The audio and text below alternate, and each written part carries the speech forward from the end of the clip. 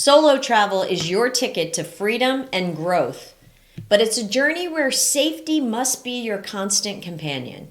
So while the allure of solo adventures is exciting for many people, navigating the world by yourself requires more than just this passion for exploration. It really demands you to be smart, informed, and vigilant when figuring out what you want to do and where you want to go. Today we want to give you some comfort and some things that you can do to take the first step towards some solo travel. You're having trouble speaking today. What's the problem with tongue-tied. S's? You know, it'd be a shame for you to still be active and in good shape and miss out on travel if it's something you like to do. Now, if you're new here, I'm Mark, and this is my wife, Jody. And we don't focus on the financial aspects of retirement, but rather lifestyle, health, relationships, and more. So please hit the subscribe button so you get notified when our videos come out. But more importantly, please share this video or others with people that you care about who are also on their retirement journey so that we can spread the word far and wide. Now, you know, we had 4 or 5 YouTube subscribers say to us, can you talk more about solo travel? So we're doing that. On top of that, do you remember in our mastermind last year, we had a single woman who was in the mastermind who did a lot of solo travel. Deb? Yes. Yes, I do. I do. And she really gained a lot from her time alone, the connections she made, and the places she traveled. And it was really helpful to understand, you know, what it's like to travel as a solo retiree. Right, and we have a lot of people that don't know anything about it, and we didn't either until we did this research because we traveled together. But, you know, in our travels, we've seen people by themselves. We've met people who were by themselves on a cruise or something. So we want to give you today really some things to think about, and then at the end, we're going to give you 25 travel tips today, and then 5 general ideas on what kind of trip you can take that are popular for solo travelers. Right. And also 5 specific locations that you can go to that are popular. And then we researched 5 travel agents that specialize or have a good reputation for solo travelers. So we're really going to make it easy for you today. So, number 1 tip is research your destination thoroughly. Well, it sounds obvious, but you really want to because you want to check travel advisories and local laws, right? Right. You know, it does sound pretty basic to research your destination thoroughly, but learning about common tourist scams in the area or identifying safe neighborhoods that you should be in or even areas to avoid, and then some local emergency services like hospitals or police stations, just kind of knowing what's around, as well as understanding any cultural norms and etiquette that you might need to be up to speed on, is really kind of a first broad brush tip that we have. Right. That's a good idea. Second tip is stay connected while you're away. So you need to check with your phone. I mean, seriously, I flew to Canada a month ago and my phone didn't work. Right. And it took me an hour calling to try to figure out what happened. And it was a couple of settings. So you don't want to find yourself in a foreign country and your phone doesn't work. Right. So that's really important. You also want to regularly update friends or family about your itinerary, using some location sharing apps for safety or carrying a list of emergency contacts, and make sure your phone is always charged. So topic number 2, again, kind of broad brush, but stay connected. Okay, number 3. So you're traveling overseas or going to somewhere in here in the States, wherever it might be. You want to use reputable transportation. I don't know if it's the best idea to land in Italy and hope that Uber works or some other site like that. You're really, maybe a local taxi's okay, but I think you're better off using some official apps, and if that's Uber, that's okay. Right. Check on it before you go, or some websites.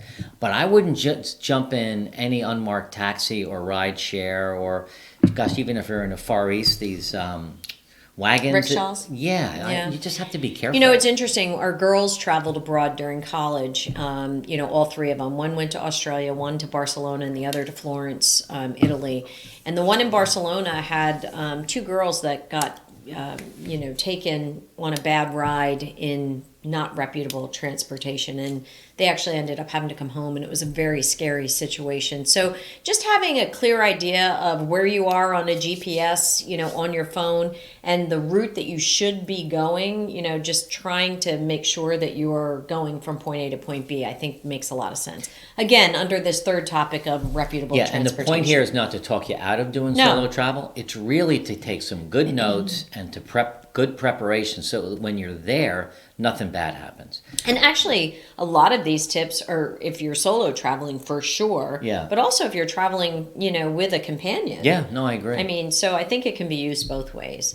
The fourth tip would be stay in safe accommodations. Check reviews, specifically if they mention safety. Choose a well-lit, centrally located accommodations. Is the reception area 24/7? Are there good security measures in place? I know we stayed at a place, we were just staying there one night, you and I remember it was an airport hotel. On the way to Bora Bora? Miami, was it in?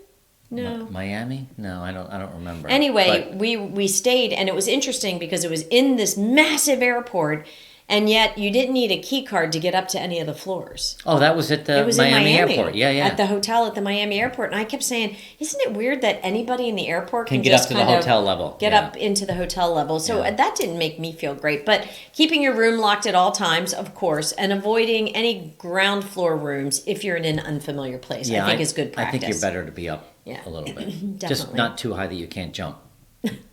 All right. You want to keep your valuables secure. Now, a lot of hotels have a safe. Certainly, you can have a money belt or hidden pouches for your passport and cash and things like that. But you really want to keep your valuables safe. Your passport, your wallet, your phone, things like that. And you don't want to display anything expensive publicly, right? Well, you don't want to bring your best jewelry or your best excuse me, whatever. I think that's true. I think about the places that we've traveled, and sometimes you have certain jewelry that you like to wear with different outfits, but you have to kind of ask yourself, is that the right thing as a woman or even as a man with an expensive watch? Yeah. And I think that you should also carry photocopies of your passport and other documents, your credit card. Photocopies or photos? Like take a picture of it. Well, I'm thinking photocopy paper and keep that in the safe in the room or hidden in your suitcase in case your wallet gets stolen or your phone gets stolen. The pictures in your phone go with the phone. That's true. So that's true. Luggage locks during travel for your suitcase is really smart to do. You can get all of this at a good luggage store. So that's keeping everything secure. The sixth thing would be make sure you inform your bank of your travel plans, right? Notify your bank that you're going to be using your credit card overseas. You don't want it to get frozen because of unusual foreign transactions. Know your daily withdrawal limits to help manage your finances effectively while you're away, and keep the bank's international contact number handy for any immediate assistance. That's what I make a copy of that. So notifying the bank that you're not, that you are going to be traveling abroad, I think is very helpful. And you have to be wary of exchange rates when you're traveling overseas. I honestly don't know the difference between bringing cash over there with you versus using an ATM, but you certainly can call your bank and find out, because you don't want to have all these extra transaction fees. Charges, when you're trying to just pay for something over there. So keep your bank informed. Number 7, when you're traveling by yourself, you want to dress appropriately. It's how do I say this? You want to look well, you're an American, so you want to look like an American, I guess. Or maybe you're not an American because this channel's global. But you want to dress appropriate for where it is you're going so that you blend in with local customs. You don't want to draw unwanted attention to you by wearing an outfit that's like, that person isn't from here. Or it's just inappropriate for that location. I know when we used to travel to Nicaragua to do some charity work, it was it's a very conservative country, and showing your shoulders or backless dresses and those type of things just wasn't the right place to do. But I think for us women, one of the things under this dress appropriately category is choosing comfortable shoes for extensive walking or for just unexpected situations. I know when our daughter Maddie was abroad and they were traveling, they were traveling to Croatia out of Florence. And they got to the Airbnb or wherever they were staying, and then they walked to a restaurant. Then they took a car somewhere else. By the time they were ready to come home, there was no more cars. So they were like 2 stops away, and they had to actually walk on the highway. Really? Did she never tell you No, that? I didn't hear that story. On the highway? Sorry, Maddie. But they had to walk on the highway, and one of the girls was in her cute wedge shoes. Oh, yeah. And, Maddie was in her, cute sneakers. But, it made a difference. So choosing comfortable shoes in case you have an unexpected situation. I also think it's always important to have a light jacket or scarf or whatever, because wherever you are under this dress appropriately category, you never know if the weather's going to change. Right. So yeah, that's good stuff. If you're traveling to a foreign country, it's good to learn some of the basic local language. I mean, you need some phrases when you have an emergency, or basic transactions, like if you want to pay for something, or even just polite conversation. So there are really great apps today that actually you can speak English into it, and it puts the translation. Does it play it back in a voice? Yeah, it can. Yeah, so if you're going to a foreign country, it's really good to invest in something like that. Right. It just makes it so much easier to get around. Like if you're getting in a taxi and that person doesn't know any English, right, you're going to have a problem. Even if you read them the address, you might not end up going to the right place. There are actually small phrase books, handy reference books that you can pick up in different bookstores, or certainly on Amazon, depending on the country you're going to. Just things that, have you asking for directions or prices of things, or even just for some essentials. So, and this again is like solo traveling. When we get to the end, we're going to give you names of some travel agents. If you want to do a solo trip, my idea of a solo trip for someone like you, if you're watching this, is to be in a group, but you're by yourself. So you've got someone else who's managing the transportation, a thing like that, especially for the first time. But for you to solo travel in a backpack through Europe, I don't know if that's the smartest thing to do. People do out it. of the chute. People do it. If they know the language, maybe. Yeah, but, people do it. Think about the experience and the people that you'll meet. And yeah, I never did it, so I don't know. Well, Jonathan did it. I never did it. No, you didn't. One of our sons did it. But he did it with a group. No, he did it with a girlfriend. Well, there you go. It's a group. Yeah. A group. A solo is not two. I think they ended up being solo at the end, but that's a whole nother story. All right, so you're traveling by yourself. You want to maintain a low profile. Again, whether it's what you wear or how you act, you don't want to draw attention to yourself through loud conversations or flashy gadgets. You want to really blend in as best as you can. Yeah, and stay aware of your environment, especially in crowded and unfamiliar places. I would say that's just general under that whole maintain a low profile. All right, so number 10 would be, what do you think about travel insurance? Choosing a policy that covers health, theft, loss, and travel cancellations all in one. I think it's important. Could be expensive, but understanding the specifics of what it covers and doesn't cover is also really important. Keeping a digital or physical copy of that insurance policy would make some sense, and then knowing how to process the claims. We're both insurance people, so we might be a little over the top when it comes to travel insurance, but ensure that a policy covers anything specific in terms of activities you have planned for your trips. And then take a look at the cost. Well, the other thing is, if you're going to a third world country like Nicaragua or Dominican Republic, you might want to look at repatriation insurance as part of the policy, because it does cover that, where they actually will, if you get pretty sick and need to come back stateside or to the UK or France or somewhere to get better health care, the repatriation coverage will pay to fly you back to your home country so that you can get the health care that you need. So that's really an important thing to think about.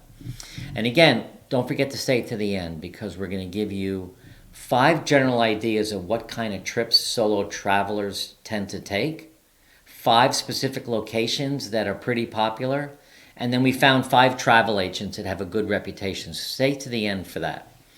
Health precautions. We kind of talked about this a little bit, but if you're traveling to a foreign country, you might need some vaccinations. You might need to bring some medicine with you that's very specific for your own care. But also, when we used to go to Nicaragua, we used to bring Zipro, but there was one other medicine we used to get in case you got dengue fever. Imodium AD. Didn't you always bring diarrhea? Yeah, you need stuff for that. Actually, if you get diarrhea overseas, they say it's pretty good because your body's trying to get rid of it, yeah. but then you need to make sure that you have a lot of fluids. So maybe some of that powdered drink that has electrolytes in it. So you really need to think about your health, where you're going, what kind of hospitals they might have, having enough medications. And even assemble a travel size first aid kit, right, for any minor injuries. I know it's always good when I'm traveling to have like Band-Aids, Neosporin, those type of things. Okay, the next thing is safe eating and drinking. Choosing eateries with good hygiene practices and high customer turnover is probably the approach to take. Eating street food, approach that with caution. Opting for busy stalls offering fresh offerings as opposed to maybe the street vendor. Drinking bottled water is interesting because the idea of bottled water is great because it's purified, but a lot of countries don't love the plastic aspect of it, which we need to really try to get away from. But so bring your own bottle. Bring your own bottle and try to find purified water in certain areas. Be very cautious of raw foods and try, if possible, to opt for some fully cooked meals. I mean, if you're in a major city, you're not going to have a problem. I think back on all the times we went to the DR and to Nicaragua, probably 20 times. There were certain restaurants that our guides would bring us to, and there was definitely don't eat the street food, don't eat this, don't eat that. But you have a really tough time eating vegetables, or like lettuce was always a problem. Yeah, lettuce was always any vegetable that challenging. you peel was okay, but something like lettuce where you don't peel it, and they would clean it in water and also a little bit of. Did they clean it with Clorox? I don't know. Something to get rid of any bugs, but you have to be careful. You really want to be careful about. I can't imagine you're eating Clorox. But well, no, but it's just vinegar, maybe. All right, vinegar. I don't know. Better than Clorox. I didn't eat the lettuce in Nicaragua, so it was okay.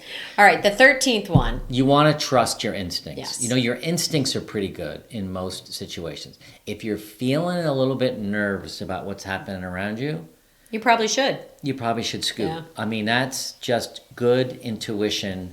If you're reacting to strangers or new people you meet, if you're not sure, then you're not sure, and that's a good sign.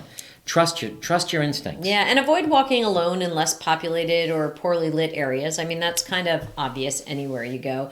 But staying vigilant and aware, especially in busy tourist spots or crowded events, is really important. Well, 10 years ago, we went to Russia, and we went to... Where did we go? Petersburg. St. Petersburg. And we did a couple of stupid bonehead things. We were walking around by ourselves, behind some alleys and things. I don't know what we were thinking, but there were times when some people in our group actually got mugged. They got their wallets stolen. They got thumped on the back of the head. So that was a little scary for us. And we didn't obviously wander anymore after that. Right. But you really want to be careful for sure. All right, so number 14. Establish regular check-ins. Routine check-in with a trusted contact back home, using social media messaging or apps, quick and easy. Set up regular intervals to check in, especially when you're moving from location to location. Sharing your detailed itinerary is important, but have a plan for any missed check-ins. Like if you just missed it because you were still on the bus or you were still out on a boat or whatever you were doing, make sure you check in later in the day. Yeah, I think giving someone your detailed itinerary is really important. I agree. I always ask for that of the kids still. You do. And letting them know where you are at all times. Right. That way they're not worried. But, if you need help, if you need a lifeline, they know where you were last. So that's really important. Yep.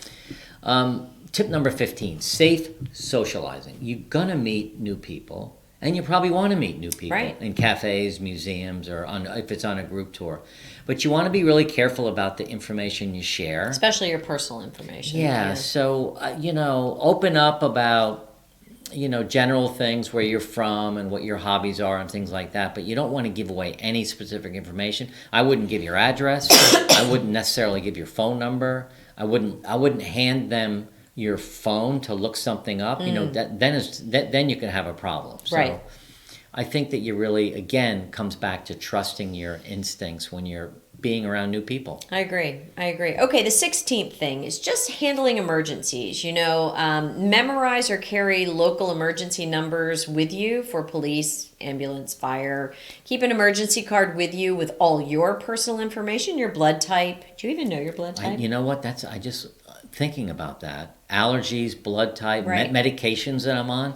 There really should be not in your phone, because if it's always in your phone and you Yeah. can't open your phone, but a Right. piece of paper in your pocket at all times with some detailed information on your name, your emergency contact phone number, Your allergies. the meds you're on, things blood like that. type. Blood type, yeah. Yeah, I think this is really important, and I did make sure each of my girls in all the countries they went to visit while they studied abroad, make sure you know the location of your country's embassy or consulate. That's a great idea. And it's really important. And in fact, Maddie's boyfriend, Benjamin, when he was traveling abroad at 16 years old, lost his passport. Did you ever hear him tell that story? I don't think I did. I don't think the kids share these kind of crazy, I don't scary think- stories with Do they you. know I exist? Do they know I'm But married to you? Benjamin found his way at 16 years old to the embassy, Really? and within 24 hours, and I think $400 or something, he was able to get his passport. A version of his passport so he could get home. But he was nervous and scared. Well, that's a good, I mentioned earlier about having copies of your own documents. You should have copies of your documents back here stateside or in your home country. Right. And copies of credit cards so that you can call that person to get the number Yep. if you can't find a piece of paper. So, all right, nighttime. This whole idea of being in a foreign country by yourself at night, you want to think a little bit about night safety. I wouldn't go out and walk alone in unfamiliar areas or poor lit areas after dark. I just don't think it makes sense. Whether you're a guy or a woman, I don't think it makes sense.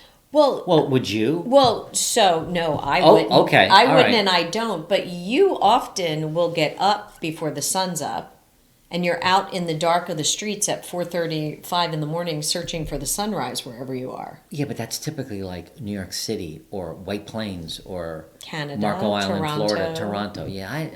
Yeah, Nicaragua. We did it in Nicaragua. I felt safe there though. Okay. We had guards and all that. Okay. But I think. Well, I guess the overall So if you're idea staying is- in a hotel on the outskirts of a city and it's dark and there's no street lights, I wouldn't walk around. Mm-hmm. I would use well-reviewed, trusted transportation to get around Yeah, to the good restaurant and back. You want to at nighttime if there's a big park or a big what's the word I'm looking for? Not a park. Central Square where there's a lot of lights. It's kind of fun to go to, but again, have a map, see if the GPS works so you can find your way home. All right, the 18th tip would be your technology safety, right? Use a VPN on public Wi-Fi, make sure the internet access is secure, keeping your device and your passwords protected and encrypted, and regularly back up important information and data and photos, right? Carrying a portable charger is something I would highly recommend. It's a good idea. Because a lot of times you're out when you're on these trips and you're sightseeing and stuff, and your phone just dies. So a portable charger, like a power bank, would be really important. Don't ever hand your phone to someone. If they say, let me see, don't. I'm telling you, don't do that. I think that's really smart. When you're traveling in a foreign country, by yourself or with a group, you really want to understand the culture of the city, of the town, the customs and traditions on where you're going. So cultural sensitivity is really important. And you can research that ahead of time. Yeah. And it's dress, it's language, it's how you hold yourself, about taking pictures. Well, it's even You being can't- aware of local gestures, right? Yeah.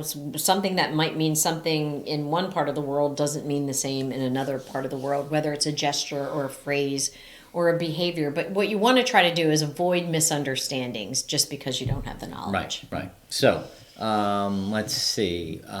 Packing. Let's talk about packing. I knew this one was going to come to me. Number 20 would be avoid overpacking. I've gotten better. It was like Well, no. literally a New Year's resolution. No, you just bring another suitcase. You don't overpack one case. You bring two underpacked. No? Not true. We're going Not on a true. safari next summer. And you Yeah, can only next bring summer. 25 pounds. 25 pounds and one pair of shoes. So how are you going to... No idea. One pair of shoes and 25 pounds. So you can't overpack. So there's a limit. Right. But the idea is to pack only your essentials, maintain the mobility and ease of transport. Make sure you have sturdy, lockable luggage to secure your belongings, and limit your number of valuables. We talked about that earlier.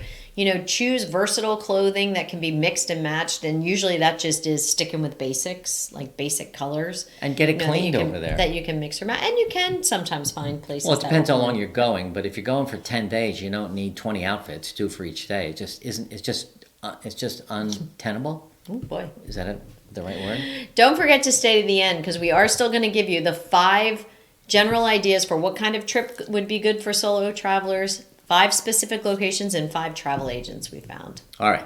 We talked about this before, but I want to bring it up again. Copy important documents. So you want to make a digital copy, a photocopy of your passport, your identification, all your credit cards, any travel insurance. Yep. So you want to keep a hard copy and have someone back here, wherever your home country is, have a copy of that as well. All right, number 22, avoid risky adventures alone. Steer clear of any high-risk activities when you're traveling alone, like some extreme sports or hiking or, cliff climbing. Always inform someone, even if it's someone at the hotel staff, about your plans and what you plan to do if you're going to do any potential risky activities. So here's, if any of you are on Instagram, you see these bungee jumps all the time. Yeah. People, if you're in a hotel, you're having a good time, you're feeling pretty good about yourself, when you walk out and you see a kiosk with bungee jumping or alligator wrestling or kayaking or surfing or something like that. If you've never surfed before, or you've never bungee jumped before, or never hiked up a steep mountain, you really want to be careful. I mean, if you break a leg overseas in one of these countries, it could be a nightmare to get home. It's not. But that's not to say you don't want to do anything while you're traveling. No, but if you're a surfer and you're going to Nicaragua to surf because it's one of the surfing capitals of the world, or Australia, that's great. But if you're just like, maybe I'll take up surfing at the age of 56, I don't know if I would do it there. That's all I'm saying. Okay. Oh, you want to take up surfing at 56 in a foreign country? If I was 56, maybe I would. But. No. All right. The 23rd tip that we have is just be cautious with your personal belonging in public places. You're good with this. I am actually really good with this. Never leaving your bags or valuables unattended. I always have a bag that zips closed, probably zips and buckles closed. I call Jody belts and suspenders. Because you do. And I admire you for that. No one is going to get your stuff, and no one's going to sneak their hand in your stuff. But I worked in New York, so, cross bodies and zipper, you hear major horrifying stories of people who had just gotten off the plane, landed in their location, and they lost their cell phone, their iPad, and their laptop. All of these tips we're giving you are to make it a safer, more enjoyable trip when you're going by yourself. Yeah, and I would add to this, I don't know if you all are big fans of air tags, but we have air tags in our luggage, in our backpacks, and on our keys, in our purse. And on Ruby. Not yet, but Ruby's going to get a collar with an air tag on it so I can find her. I mean, if someone's smart enough, they could throw it out. But still, if you have it, if someone steals your purse and it's in it, you can follow it, call the police, whatever it might be. And again, I think you said this, but you really need to know the phone numbers of the local police for every town that you go into. And I think over here it's 911. I think in England it's 999. In other countries, it could be some other numbers. So you really want to know that. All right. The 24th tip is responsible alcohol consumption. Limit your alcohol intake so that you maintain awareness and judgment. Avoid accepting drinks from strangers or new acquaintances. That also happened to the girls when they were in Barcelona. Someone had taken a picture of one of the young girls that they were traveling with, and she had her glass up, and you could actually see the pill floating in the drink that came from the bartender. And that was a rude awakening, I know, for my girls when they were abroad. So stay aware, be aware, buy your own drink. My theory with my kids has always been, if you put your drink down, consider it gone. Right. Don't ever drink it again. Keep your drink in your hand at all times. And you don't want to drink too much. You want to be able to maintain awareness and judgment. So if you're out to dinner, you have a glass of wine or two, you can stop there. I mean, you also need to stay hydrated, right? Because some of the places you may be traveling have higher elevation, and the last thing you want is to have any type of headache in that way. So the last safety precaution is about emergency preparedness. And we've kind of talked about that. We've woven that through our conversation. But you really want to know about local national disasters. Natural disasters. Where's somewhere that's having a not an earthquake. Well, earthquakes happen, but but volcanoes. Volcanoes There's erupting. somewhere having a volcano erupting right now. So you really want to know about all that. And you mentioned having a first aid kit, Band-Aids, some tape, some gauze, things like that. Definitely want to have a flashlight, extra batteries. It's not a bad idea to have a whistle. That's something I don't Because have. a really loud, shrilling whistle, if you're feeling uncomfortable, just blow the whistle, So again, you want to have a plan to find the police. Make yourself known that if there's something going on. Weather's important. I mean, if you're going to Arizona, it's hot during the day, it's freezing at night. Yeah. If you're going to Norway in the winter, I mean, you can have a blizzard. You can get snowed in easily. So you really want to know about all that. So, why don't we talk a little bit about some of the best experiences that we found for people that were doing solo travel trips. And the first one was cultural immersion workshops, where you actually go to a foreign country and you do local cooking classes or craft or things like that. Yeah, That's fun. That is really fun. And we did that when we went to Italy, and we actually went to someone's home and we cooked and we ate dinner with them, and it was really lovely. But this idea of this cultural immersion is really something that sparks a lot of interest for solo travelers. You can learn a language. You can go to local markets or do some artisan workshops. You can do some local dancing or music classes. I mean, there's a whole number of things you can do, including a volunteer community project, which is what we did. Right. Our trips to Nicaragua and the DR through Bridges to Community were to build homes in a remote part of that country. We immersed ourselves completely into the culture. We slept on casa mosquito nets. We did Spanish as the best we could. We took bucket showers. So we lived how 80% of the world lives, and it was a wonderful experience for us. All right, the second type of trip would be like a nature exploration. A guided nature walk, a safari, a national park, some eco-friendly tours like bird watching or botanical excursions. Anything that helps you participate in outdoor activities or outdoor photography I was going to say photography would be great. Something like that in scenic locations. Scuba diving. Snorkeling. Yep. Hiking, biking tours where you're really out in the nature. So that's a good thing to do.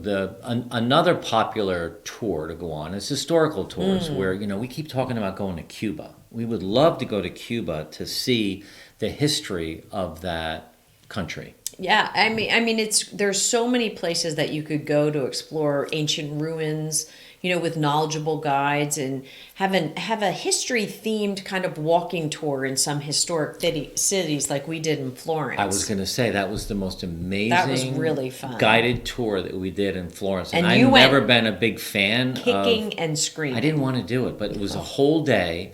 On the first day, and that really set us up to go back and see all the other things that we wanted to do. So now I'm a huge fan of that. But people travel to see battlefields, we did that, memorials, when I was growing museums. up, living in Pennsylvania, we went to Gettysburg a lot, and all of the battlefields, memorials, museums, get an understanding of like the history there. So that's these are just ideas that you can have to try your first solo trip if something interests you. That's why we wanted to bring it all to you today. And the other thing is art and museum visits. When we were in Russia, we went to you'll remember and I won't, because that's how we are. We went to the museum that has the most Renoirs in the world. And it's called in St. Petersburg. It'll come to me. But we remember. Also saw Catherine the Great's castles, homes, winter homes, summer home. Yep. Yeah, it was amazing. The gold leaf that was there.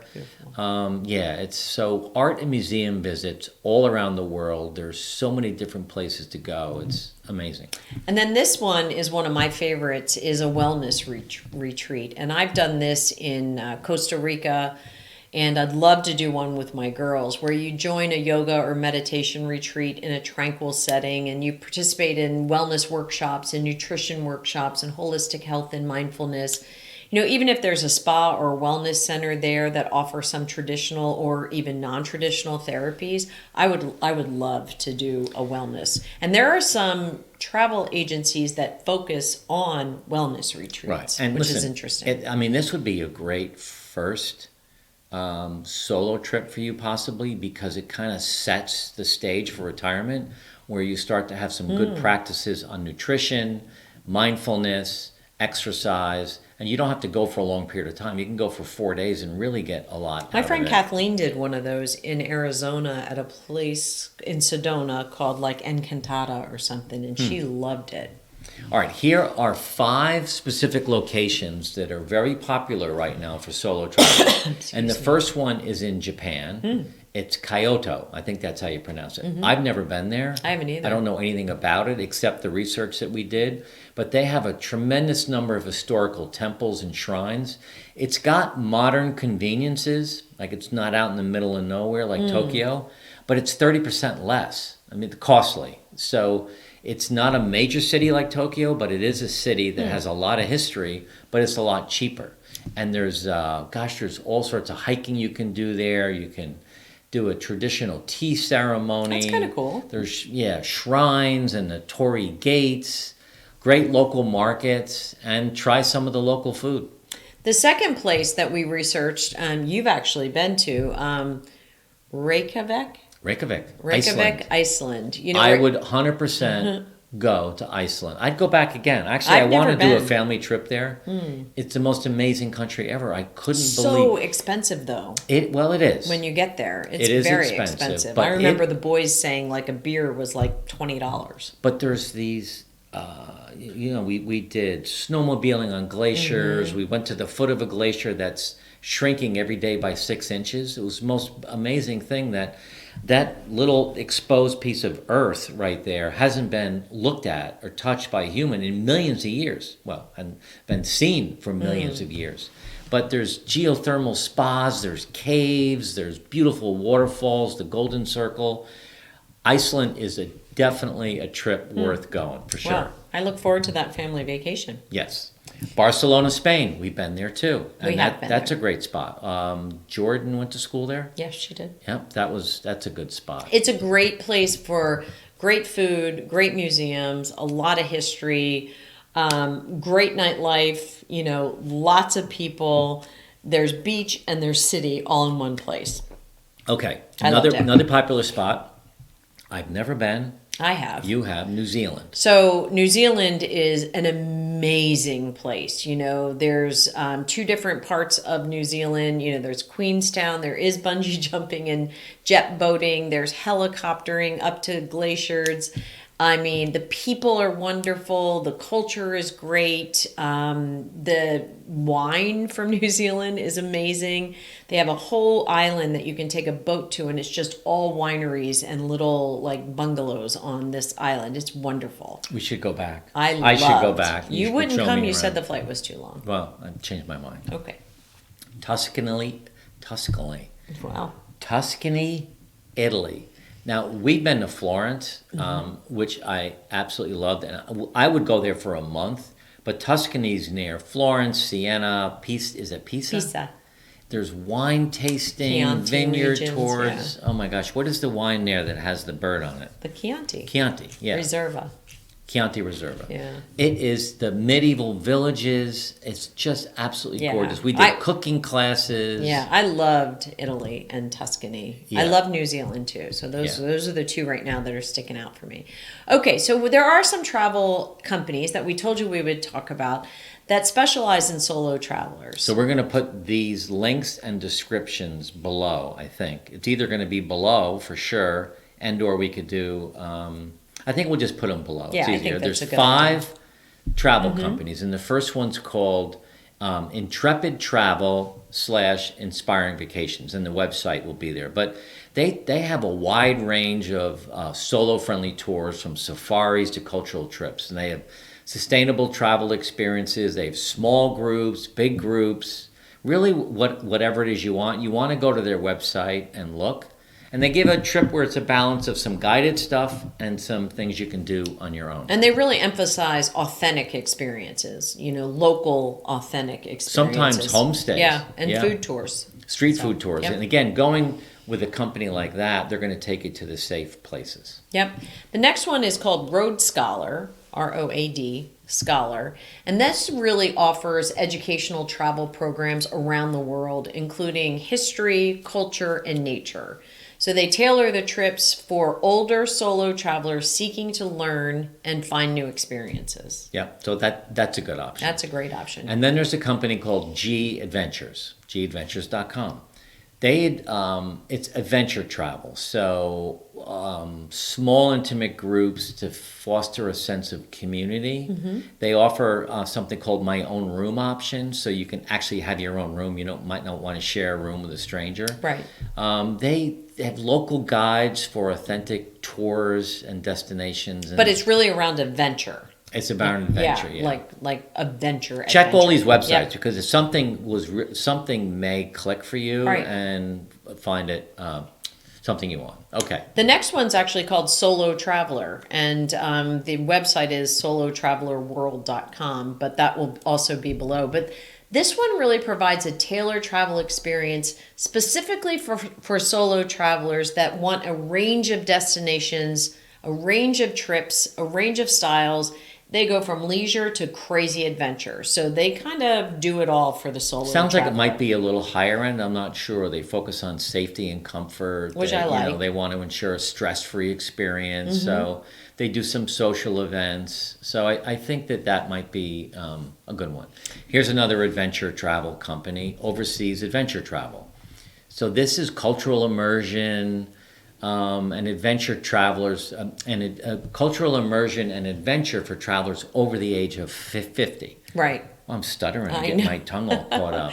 They offer solo-friendly tours with some supplements. You might be on a solo travel tour and there's 4 or 5 other women, let's say, and they have a house for 6, so you might end up staying together. But it's really small group experiences with a personalized journey. So I think that what we did here today for you is give you a lot of information and a lot of tips on how to be safe. There's definitely hope for solo travelers, and we hope that this video got you more comfortable with the idea of doing this. And the first step in the process is for you to start making a list of places to go see and then narrow it down to one, and either start planning on your own or contact one of the travel agents we suggested. Now, hope you enjoyed this video. This next one, 5 tips for solo retirees. We gave 5 tips that are going to really help you thrive as a solo retiree. So watch this one next.